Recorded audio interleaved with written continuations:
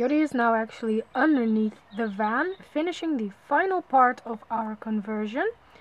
We had a hole here that seems to be in most transits and Fiat vans as well, as there developed rust in this area, and for us there was a hole all the way along here. So today we treated that and closed it with some fiberglass, and now Jordi is treating it again to make sure that it is protected for the future. At least we hope it will be for the next few years. And that's actually the final thing that we had to do for our van. Hi guys, it is Saturday, May 19th, and I'm just about to show you our finished van. We have completely finished converting our camper van. It's very exciting to say, as it has taken us nearly 8 months, but we're done.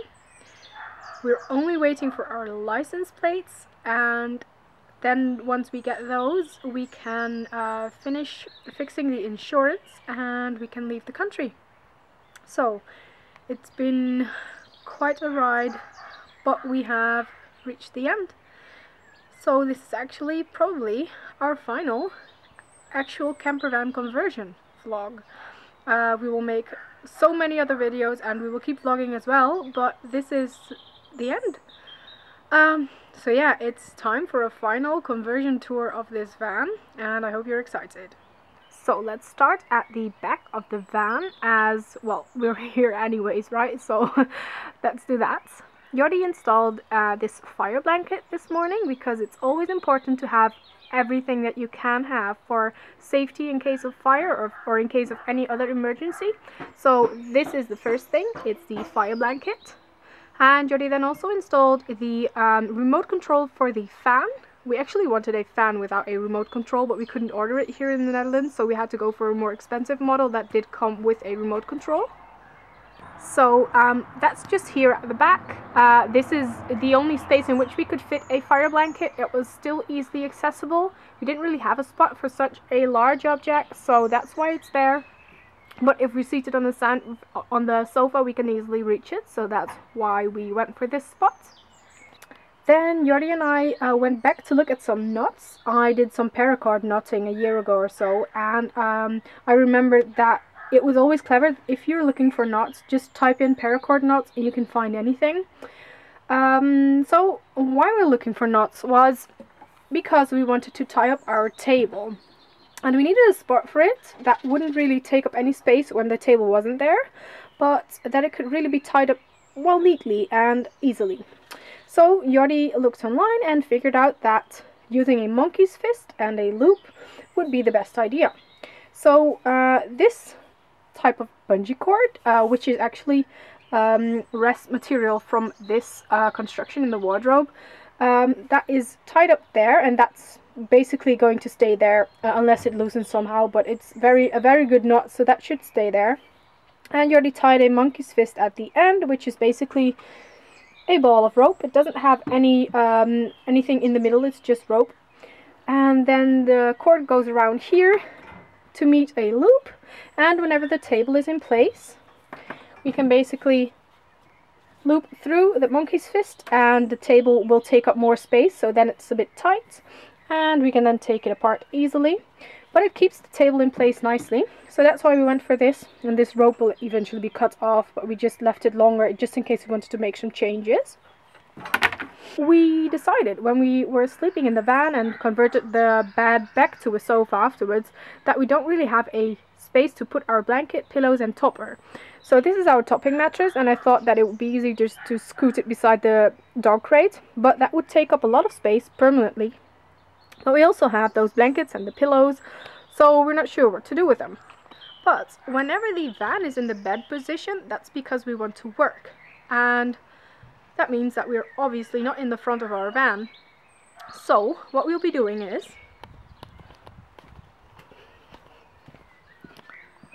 storing the blankets in the front. So here's our blanket and pillows currently, and we will have our topper there as well.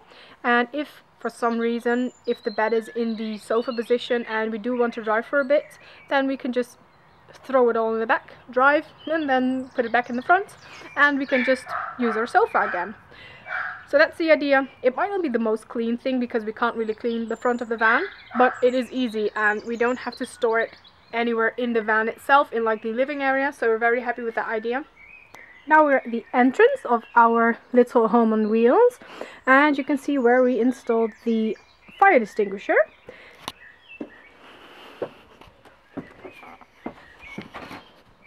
We specifically wanted it in an area that we could easily reach near a spot where fire would be most likely to occur. So that would be near our wood burner and our stove.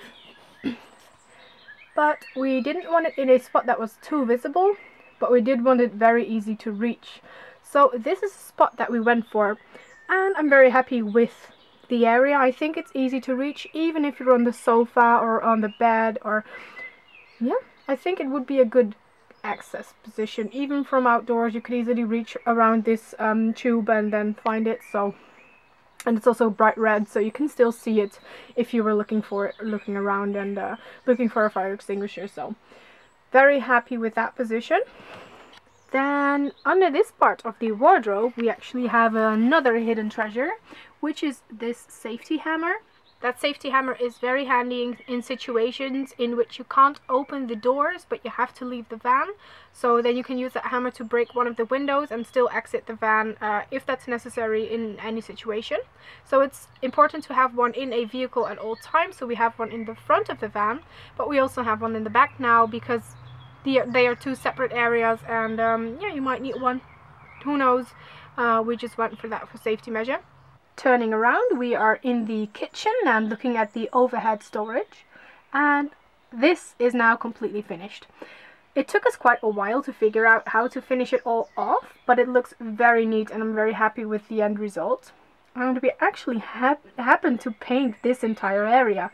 Why? I wanted to keep that white, but we decided we wanted to seal it off with some silicone sealant, or I don't know, white sealant, but that really messed up the look, so we ended up painting over it twice and it now looks much better than it did with the sealant, so I'm very happy with how it turned out. Then the corners of the ceiling are also completely finished now. We have this profile all the way along to the back, and we have that in the corners in the wardrobe as well, and it also runs all the way up to the front in here. So looking down in the kitchen, we also made some changes, as the fridge had been out the entire time, I think for 1.5 weeks now, but we put it back in and we then finished this area. And this little nook might look strange, but we can't put a door here because then we can't slide out the water tank. So for now this will just stay open. So the water tank will run up approximately up until that cable there, and this wastewater tank will be next to that, and the orange nylon will keep that in place. So the area from that beam up until the gas canister back there is empty, as well as this entire area here. So like that approximately. So we were thinking we have some bins here. We will definitely go for one compost bin, or at least a bin in which we can have a compostable waste bag and then store our biodegradable stuff, so like anything that comes off of fruit and veg and stuff like that. And we will also have a general waste bin and probably one for plastic as well. We do try to live as close to zero waste as possible, but it's very difficult for us. One, we are still getting used to it. And two, we are living on the road in a very small vehicle, and that means that we don't have the room for much bulk storage, nor do we have the opportunity to visit many bulk stores. But we do buy only a small amount of products that contain waste, so we won't need much space for bins, but we do have the space for them, so we will have them there. We might also store our laundry there if for some reason we have the space, but we probably won't. But it's a nice area to keep our bins, and that also means that it's not too bad to keep the area open, as we can reach our bins whenever we have to. And aside from storing our bins, we will probably also store something like a can that we can use to fill up our water tank. So something like a jerry can with a long thing at the end that we can use to fill up the water tank, but the water tank has a hole to be filled up quite far back into the cabinet, so it might not be too easy. But if we find something that works well, that will probably also be stored back there. So everything that we need regarding water, gas and waste will all be in this area. So everything, yeah, that focuses on the kitchen will be there. Now the other side of the van is also finished. So the van is now completely protected against rust at the front and from these holes to widen any further. So we'll let that dry until it gets super dark. Then we have to close the doors, and that should be it. Tomorrow we can place these things back into the steps and then it's finished. I just finished putting in this ledge here. It basically protects the caulk floor from breaking if we step against the edge here. The flooring is one thing that we should have thought about more when we started. We are not very happy with the way it turned out. I mean, we love it, but the edges aren't as straight, and we could have made the floor a bit wider to cover that step.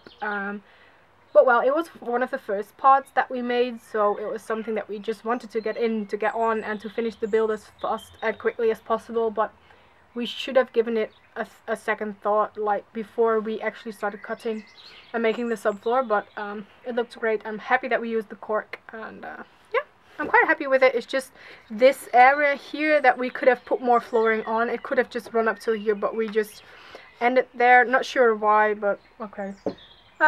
It's just one of those things that we forgot. We actually have a blog post of that. We call it part 1 because we thought we'd make a part 2 as well. Things not to forget when converting your van. I think that's what it's called. 5 things that we should have thought about. Like the fact that your van is curved and that you run up to that point every single day. Like, oh shoot, we should have done that differently. Stuff like that. But yeah, it's just things that you learn whilst building. And even though you've built many things like straight sheds and stuff like that, you will most definitely find new stuff that you think, oh, oops, I didn't think about that in a metal van. But well, it's some of those things that we saw, but we learned, and that's a good thing as well. Then Jordi installed these 2 things into the water tank. So that massive lid with the tiny lid is where we can fill up the water tank, and we actually want to make another hole and a lid right here to fill up the water tank, but we can't really find anything that we can make ourselves or put in ourselves to fill up the water tank. Because this hole is quite far back into the cabinet, so I'm not sure if that's easy, but we'll have to use that and see what we come up with. And if we do come up with something, that we will definitely make that here. So this red object is to feed water through. So we have a water pump in the water tank that will pump water upwards through this red thing into a tube and up to the faucet. And then this other object will feed the wire from the water pump down into the water tank. And that's something that the water tank doesn't come with, and many people just have that through the lid here, and they close that. I'm not sure how, actually. We couldn't find anything that we could install there, but this is also quite far back into our cabinet, like I just said. So we made them ourselves. Jordi's dad picked up that item, and we already ordered the other one. So that's also very important, and yeah, it's also something that we did today and finished. Took us a while. And then the water tank also comes with a hole here so that we can rinse it and let all the water run out, but it didn't come with a lid, so we had to make a lid, and it fits nicely. We just have some watertight tape around the thread so that when you twist it in, the water can't seep through, and we can just replace that tape whenever we want to take that lid out if we want to clean the water tank. Another thing that Jordi installed is this gas monitor, and then it will alarm us if any gas escapes from our gas canister. So we obviously already had a smoke detector and CO alarm here, but this will also help with the gas monitor, gas canister, which the other one doesn't. So this means that we are not only protected and warned with fire and CO escaping, but we are also protected against possible gas leaks. So it's a very important thing to install, and we haven't seen it in too many vans actually, so we're very happy that we have it, and we want to remember everyone to keep in mind that even though these things might be expensive and a little bit difficult to install, it's very important to have some of them. And in our case especially, having that smoke detector and CO alarm, because we have a wood burner. But in any case, it's important because these vehicles are not well ventilated at all. And so even though we have a vent and we have, a fan and a vent, we still have the CO alarm, and we would still have had it if we didn't have a wood burner. I think over the past few weeks my dad has actually asked me 5 times whether or not we will have a CO alarm, and I get that because he wants to protect me, obviously, and it's very important. And yes, we do have one of those alarms. It's up here, yeah, keep that in mind, guys. It's very important. It's just those extra euros. I think it costs us 80 euros to install these things, but you can't ever be too safe and secure, so a little bit of extra money, it might save your life, so don't forget about that. And for the rest of today, we're actually sorting out some stuff. So Jordi went back into the shed behind us, and he looked through all of the stuff and made one crate with stuff that we want to keep and probably bring along. It's a very small basket actually. Stuff that we need to repair the van, like some stuff to close holes, like a type of metal that you can knead and put into a hole and that will tighten immediately and harden. Stuff like that, or adhesive or sealant, stuff like that is very important to keep at hand. So you already made a little basket of stuff like that. And I worked on sorting, I think, yeah, the kitchen stuff, and Jordi looked at his clothing, and I also sorted out my clothing again. I actually will donate half of what I had left from sorting out last time, half in volume, I mean. And Jordi has also cut out quite a lot because we just won't be able to fit it in the van, and that's alright. It's still enough. It's plenty of clothing to last us well over 2 weeks without doing the laundry. Does mean that we have a wardrobe full of laundry, but yeah, it's something like that you have to think about, and think about more again and again and again, because we did that over the past few months and we still have way too much. And I think tomorrow we will actually be packing up the van with all the stuff that we sorted out, and we will also be sorting out some more, but then packing up the van, as we have a very exciting thing to do on Monday. On Monday, we'll take our van to the south of the Netherlands and visit my mother, my brother, my half-brother, and my stepdad, and that will be a lot of fun. I think we're having a barbecue, and they are also considering the fact that we like to eat vegan, and yeah, I think my mom is going to prepare some awesome stuff. So she told me her plans. I'm very excited to be there. Tomorrow we're visiting Jordi's brother. We haven't seen his apartment yet. Him and his girlfriend just have a new apartment, and we're very excited to see that as well. Not sure if he'll take the van. It depends on whether or not this stuff is dry here, but we might do. They have seen the van a couple of times over the past few days, so it's not like anything new for them. But yeah, just saying goodbye to family is what we'll be doing over the next few days, I think. And yeah, packing up the van.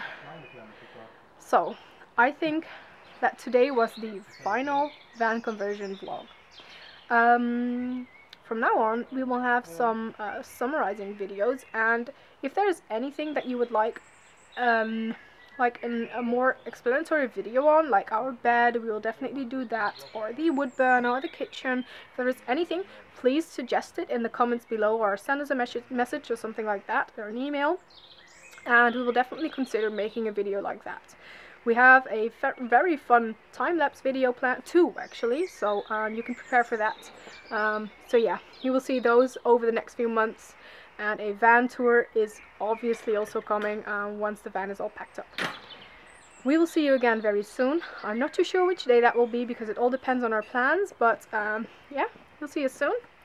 Goodbye, guys!